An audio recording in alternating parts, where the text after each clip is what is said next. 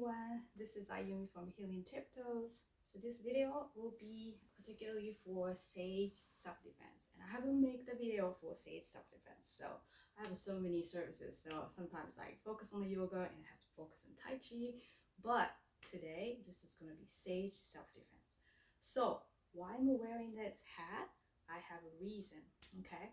So if the Sage Yoga is for basically 50 or 55 to up. I teach yoga as well, but the Sage Self-Defense is 50 or 55 to up for basically senior citizenship. Okay, so I teach most of the same thing what I teach in women's self-defense or some of martial arts, but of course, flexibility and ability what they can do is limited. So there's a little bit slightly different. Okay, so I always suggest to the senior to have some kind of accessories because those are accessories, and when you have something, it could be distractions. So self-defense is very, very, very, very have to be taken serious because if it doesn't matter you're a woman or senior, we use self-defense, you think in your head that okay, this person attacked me, so the police must believe me. You cannot think like that way. I just came back from US Shield self-defense training.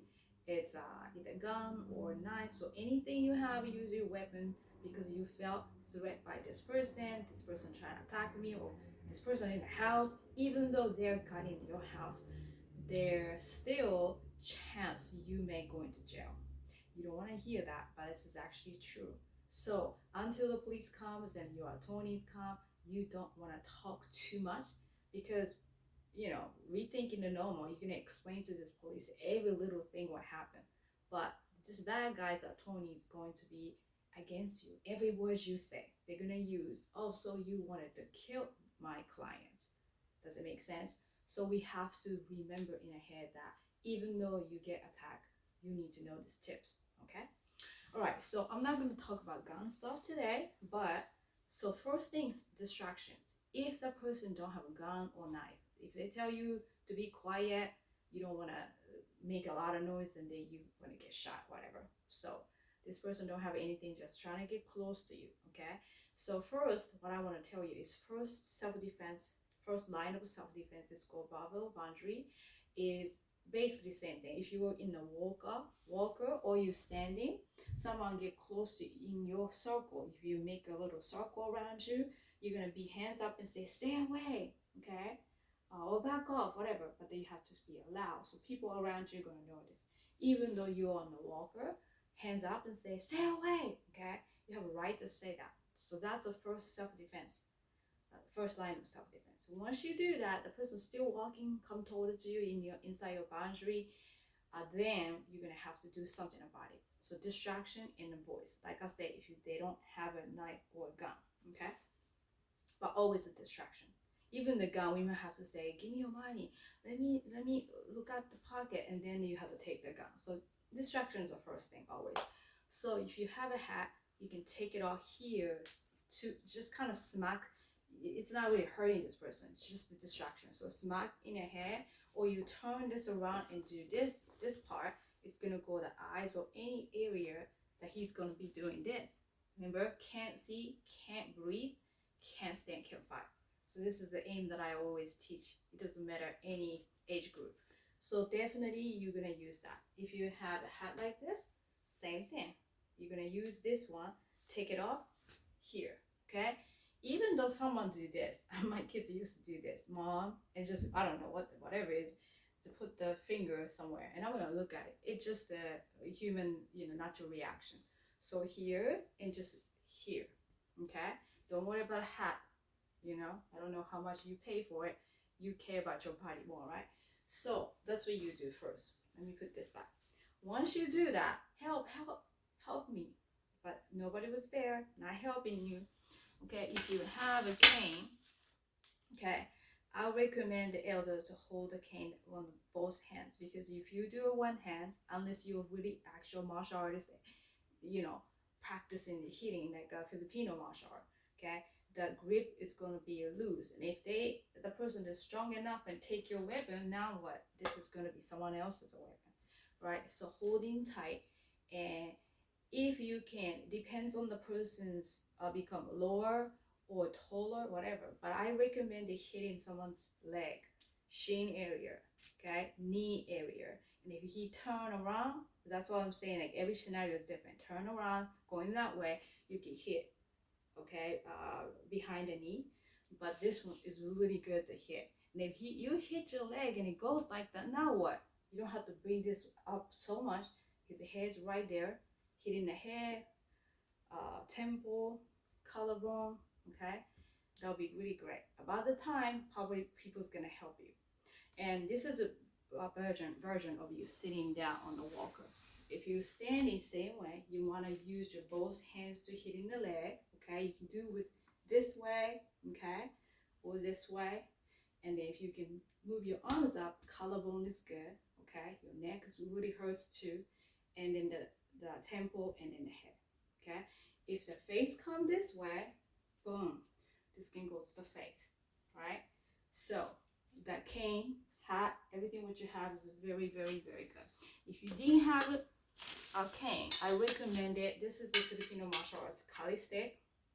This is a training stick, okay? We use a double stick or single stick.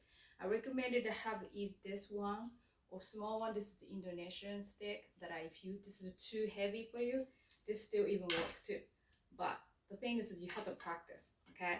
If you let it go, this one, like I said, someone else pick it up, that's their weapon. So Kali stick, usually you hold it, this 3 finger here, and then right there you hold it. You have to tie it, hold it. And of course, when you come to my class, I'll teach you how to aim in those areas. We're gonna practice, okay, boom, boom, like that. I'm not gonna go over for deeper martial arts part of it, but the self-defense part of it.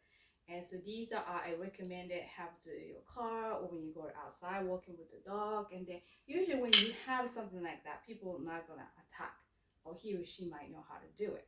Some elder I see they are sharpening like a pencil right there. Okay, I saw this on all the time, so I recommend that.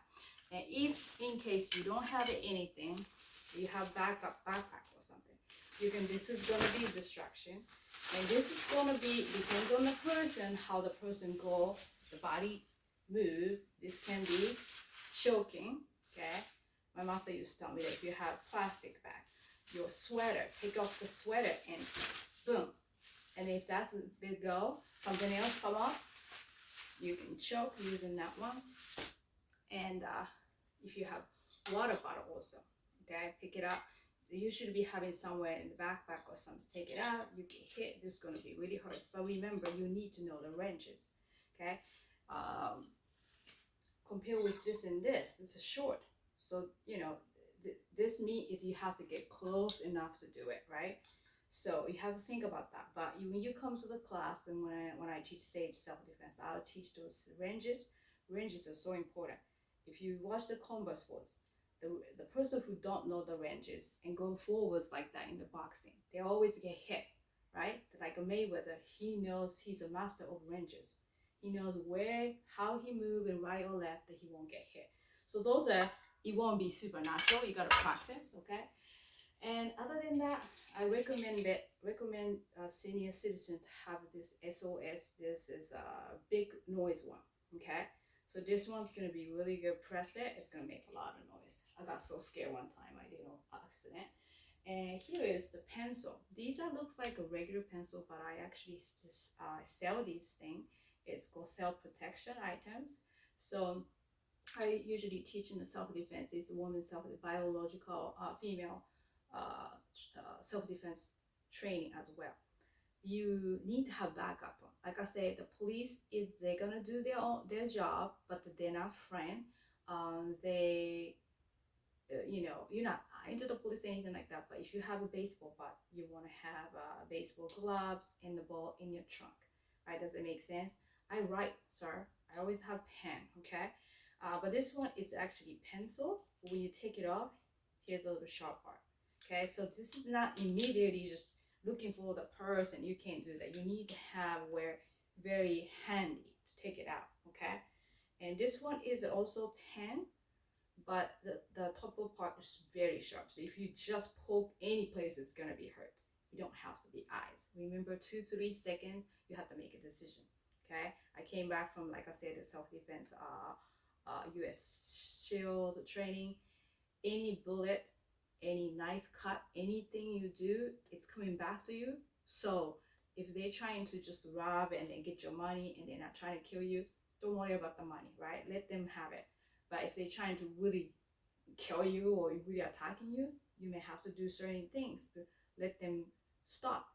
But can't see, can't breathe, can't stand, can fight. I usually aim to can't stand, fight, or arm, breaking the arm so they can't do anything, attacking the legs so they can stand and then you can run away. So eyes area is more personal. Like this is like he's gonna kill me, and then I might have to do that, right? So you have to take your responsibility. Whatever you do, using whatever your weapons, it doesn't matter. It's gonna coming back to you, okay? And then this one's just the nail one. You can have that, right? So I use my nails, this one, whatever. So you have to have backup story because it's gonna really coming back to you. This is a key looking, and it take it out like that. So this one you should be also in your pocket. This is from actually Philippine, and I wear it as a necklace. And it's not really sharp a knife, but it's sharp enough to poke. So I have usually this one as a necklace, or I can even put it on a hat like this, so it doesn't look like a weapon. That's the whole key. And this one's actually Healing Tiptoes item, so it looks, it is a brush, but you take it off and it's really sharp, right? So hope these helps. Okay, like I said, Sage Yoga is gonna be very slow movement. I probably teach with the Tai Chi and Qigong yoga first, and we're gonna do a little bit small conditioning things and moving your foot, go around or something, and then I'm gonna go move to actual self-defense practice. And practice preparation equal prevention. So if you don't practice just listening to the video, you're not gonna get it. You have to practice one or two movements 1,000 times. So if you're interested about Sage self-defense, if you are the daughter or son of your senior citizen, you can contact me 737-271-8986, or you can come to you can email me ayumi@healingtiptoes.com, or you can also check the schedule. You can just take a one-time class as well. My website is going to be www.healingtiptoes.com. All right, thanks so much. Be safe.